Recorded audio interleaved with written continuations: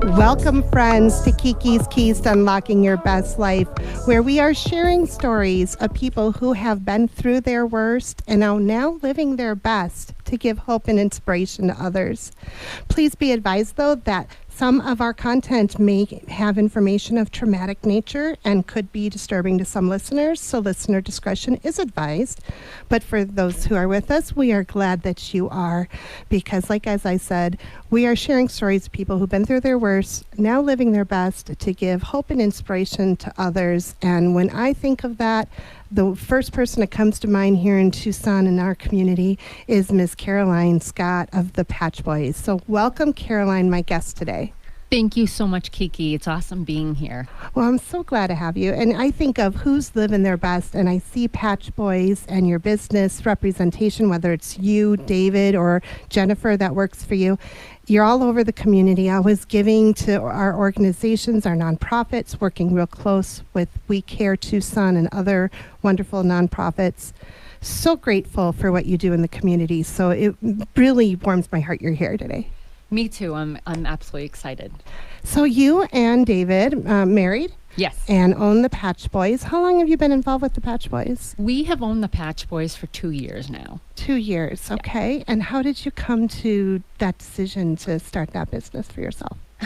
We're serial entrepreneurs, so that's kind of what we do. We open businesses, we build them up, and then we sell, and we move on to the next adventure. Okay. And then the reason why you and I really connected is we kind of have similar upbringing stories. Even though we are business owners now and we say we're living our best life now, it didn't always start that way. Is that right for you? Absolutely correct. Yeah. Tell us a little bit more about where you grew up and what that was like. Well, I grew up in Massachusetts with my mom and dad and my sister. It wasn't easy growing up. It was hard for us growing up. Okay, yeah.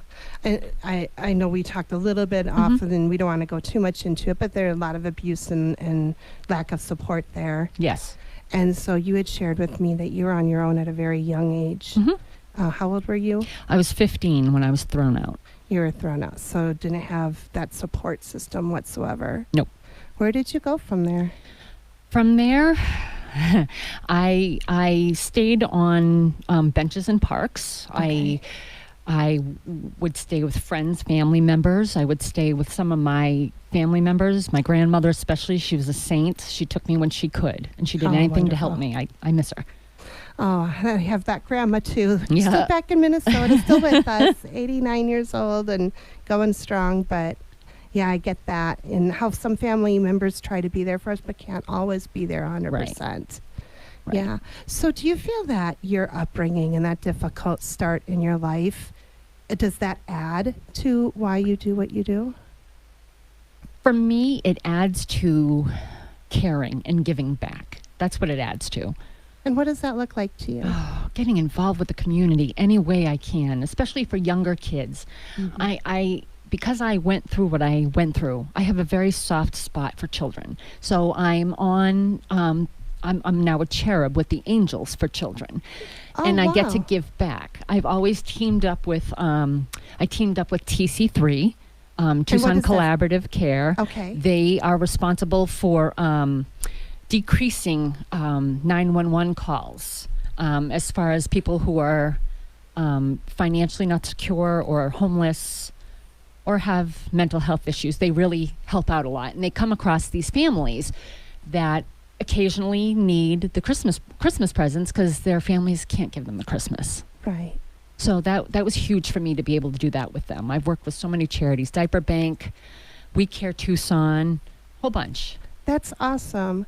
And you can do that because of running your own business Yes. and entrepreneurship. So let's talk a little bit how you got involved in being a business owner, because it started before the Patch Boys. Yes. What was your first business venture? Our first business venture was Bio One, was a crime scene trauma cleanup company. Okay. And what was some of your lessons you learned from starting out as a business owner? Oh, gosh, I learned so much when I first started out. I didn't know anything about business when I started out. So I learned everything, marketing, networking, back office stuff. I had to learn everything from scratch. Wow. Yeah. So how did you do that? Did you use online resources, or did you have a mentor, someone to walk you through it?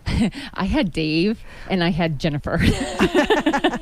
And for those who know Jennifer Dodson, she's quite the remarkable She's amazing. representation of the Patch Boys. She's out there marketing and networking on your guys' behalf. And I know anyone who's listening to this who's in the networking world knows her. Yep. Yeah, she is pretty remarkable. She's amazing. So you kind of surround yourself with other people that you know can be successful. Yes. Awesome. And what was one of your biggest surprises as a business owner? That I can actually do it. That was a huge surprise for me because I always looked down on myself. I never thought I was worth anything or that I could do it or I could learn. Yeah? Yeah, So you had a lot of self-doubt. I did a ton. Was there a self-sabotager in there? Yes, there is. There Yes. was, not anymore. How did you go from doubting yourself to not having a self-sabotager anymore? That sounds freeing. It is. I really had to pick myself up. I was in a very low place. I had to pick myself up. I knew I had an idea that there was something much better out there than what I was experiencing. So I had to take that and try and convince myself and learn that, yes, this is possible. I can do this. You know, I hear what you're saying, and it sounds simple, but that's it's not. really hard to do. It is. What were some of your challenges to get over? Oh, gosh. Self-doubt. The homelessness, I had a lot to get over. I had been through some other childhood trauma.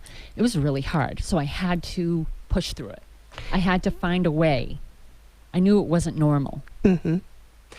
Did you push forward away from the trauma, or did you have to spend some time in that trauma first? Unfortunately, I unpacked my bags and stayed there for many years. I get that. And I was so tired. And it felt like unpacking, getting an apartment or a house, unpacking all your stuff and having to repack everything the next day and get up and move to the next place. And you did Right that on. every Yeah. day. And it was so tiring and so exhausting. So at some point, I met Dave. Dave came along and he said, listen, this is okay. This is not normal. But to be happy is okay. To get through these challenges, it's okay. You need to know what it feels like on the other side. And I'm glad I did the work, and I'm glad I had the support and help when he came around. I know for myself, especially growing up in a very abusive childhood, trusting not only myself, but trusting someone else's opinion about myself when I think I'm so low. Yep. To believe, my ex, we're not together, but we're still really great friends. He's been my biggest cheerleader Right. for my entire life. And That's I awesome. honor and cherish that. Even though we're not together, I still, have to say I give a lot of credit to him for who I am as a Right. person. But I didn't believe him when he Correct. first said, I love you. I didn't believe him when he said that I was even lovable. That took a lot of work. Did you struggle with that as well? I did. I really struggled with it. I didn't trust anybody. I didn't even trust myself. I didn't trust him. It took me a very long time, but I would slowly watch David's actions and I would kind of like absorb it and learn from him, try and learn from him because I didn't know any different. So but I eventually got there. Yeah. It's just a lot of continuing to just trust that it will work with Right. time and not listen to your own self-doubt. Right. Yeah, and that does take a lot of practice. It does. I know for myself, I worked with a life coach, and that really helped me name and identify my self-saboteur and be able to call it out when that voice pops up in my head. Does that voice still ever pop up for you? I still get negative thoughts, but I do talk myself out of it. I know I'm better than those negative thoughts. Those negative thoughts are not who I am at the end of the day. I was different in my past. I'm a better person today for it. Yeah. And I can see that's phenomenal.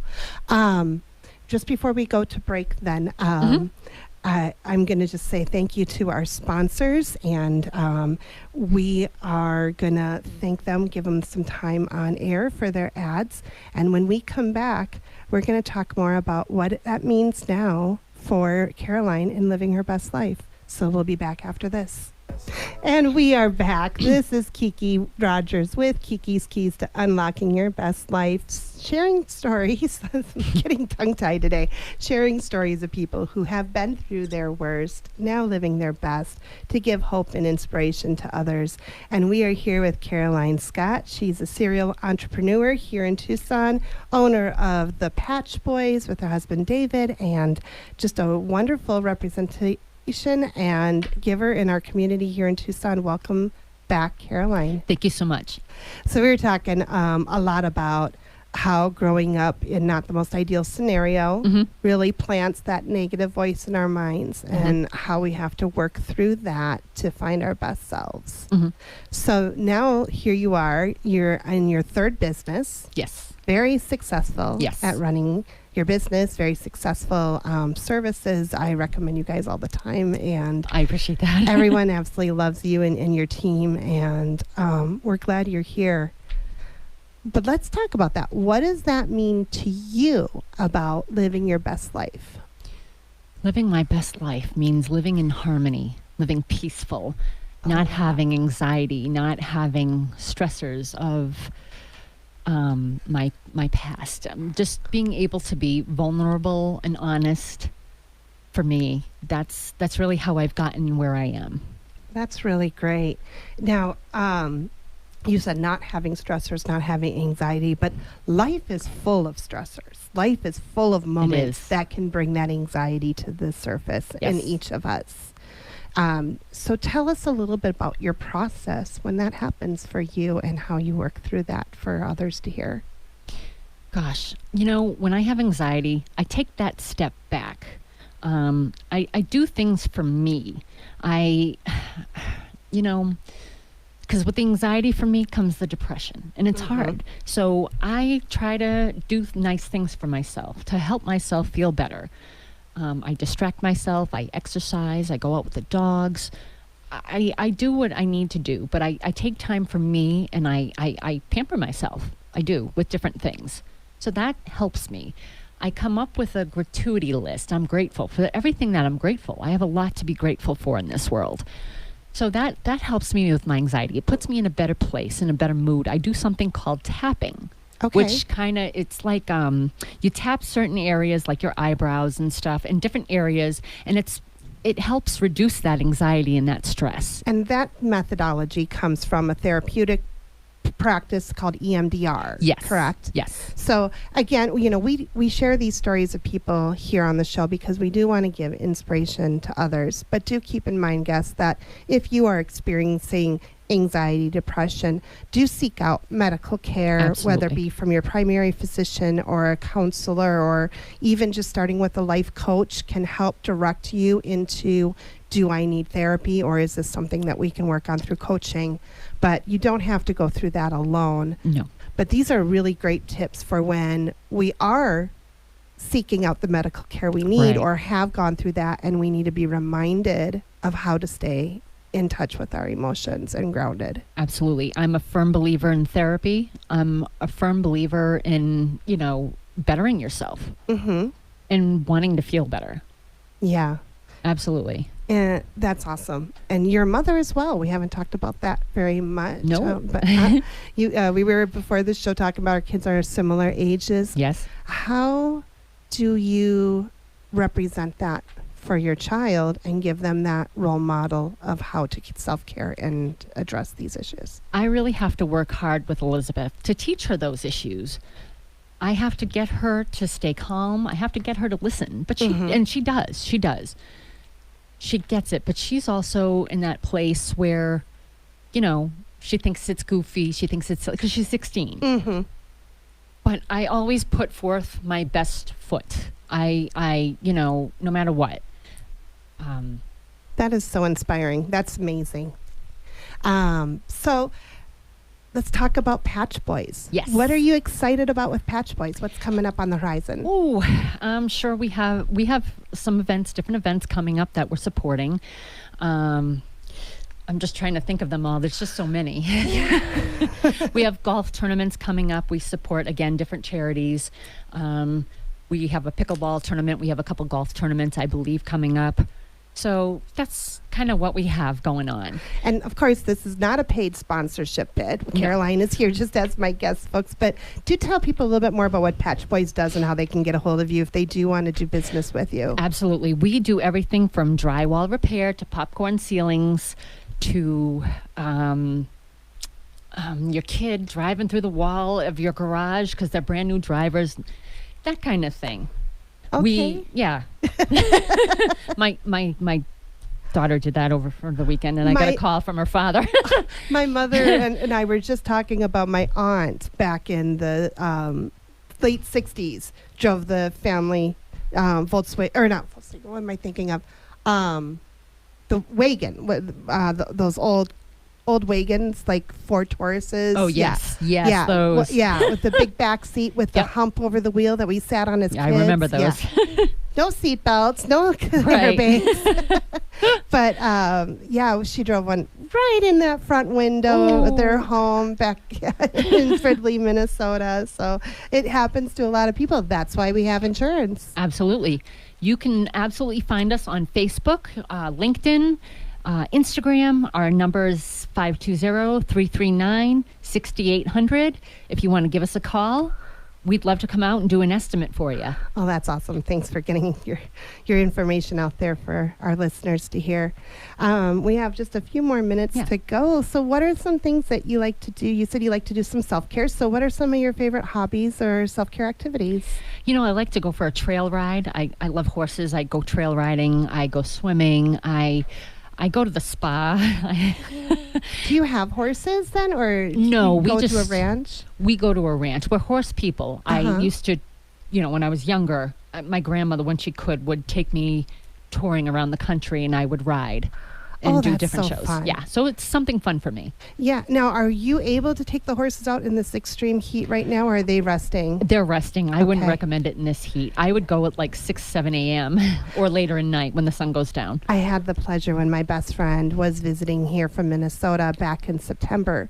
We stayed at the White Stallion Ranch, and they had horseback riding through the desert with the scenery and the they called Jacob trees, or they kind of look like Dr. Seuss trees in my opinion. I think Dr. Seuss was in Arizona when he was planning out that's Whoville. very possible. But it was just such an amazing opportunity, not only to see our beautiful landscape in Tucson, but also to have that connection with that animal. Right. Because you're so dependent upon them at that moment. Right. Yeah. Do you have a favorite horse then, or do you use different ones? I use different ones. Yeah. So. And then you go swimming. Yep. Yeah. Yes, I do. I love it. That's awesome. Yep. Yep. That's what I was doing this morning too. Yep. Oh, that's really cool. Well, I am so glad that you're here. How did you come to move to Tucson? When was that? We moved out here in 2018. Oh, not that long ago. No, then. so we've been here a few years.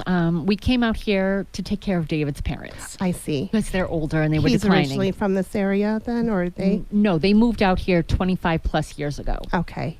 That makes sense. We came out, they were declining, and we came out here to help them out. Did you think it was just going to be temporary at that point? No, I loved it. I fell in you love. Knew right away? I first visited out here and met them, and I fell in love with Tucson. And I said, I'm going to live out here one day. And believe me, when we got home, I pushed David. I want to move to Tucson.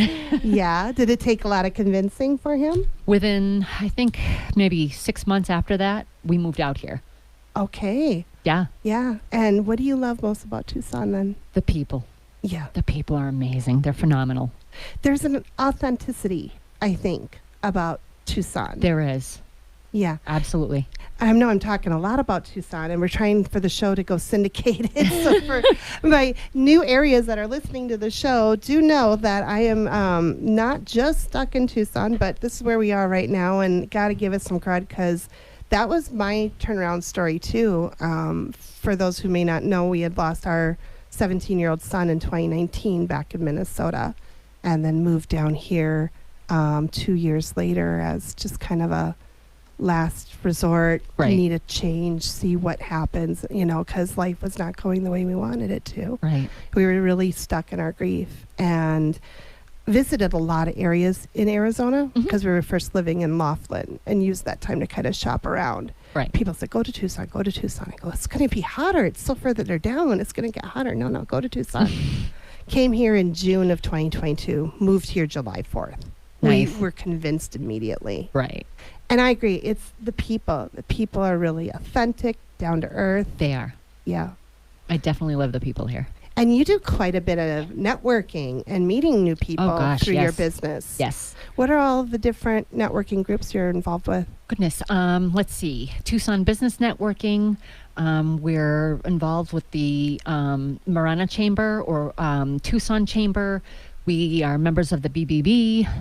There's so many that we belong to. But we make them all. We try and make them all. I know for myself, even though I'm a very outgoing people person, coming with those anxieties that are deep down sometimes being in those large groups can bring that to the surface for me. Yeah. Have you continued to work on those things as you continue to branch out with your business, or just you finding it gets easier and easier? It gets easier and easier. The more you do it? The more you do it and the more you're in front of people, it does get easier. Yeah. So if someone were in a position right now, whether it could be, just trying to get over a difficult stressor or trying to completely turn their life around like you did, what advice would you give to that person? Don't give up. Don't give up. Seek help. Please seek help. I don't care who it is. Just seek help. You're not alone. Nobody's ever alone. You're absolutely right. There are people who are out there who have been through whatever areas you're going through. There's someone who's been through it and survived it, and you can too. Absolutely. We have survived our worst days, and we are going to have worse coming forward, and we'll survive those too. Absolutely. Well, I am so glad I'm not alone, and I'm here with you today, and thank you for coming on the show and sharing your story. Thank you for having me. It's been amazing. Caroline, you're awesome. Again, that's Caroline Scott with the Patch Boys, and your website again is... Or Google the Patch Boys, THEPATCH, Boys, BOYS. Just go ahead and Google that, Tucson. They'll pull right up. And thank you for having you got me tongue-tied now. We're down to 20 seconds and I'm screwing up. Here's the music. Thank you, Tom. Have a great day, guys.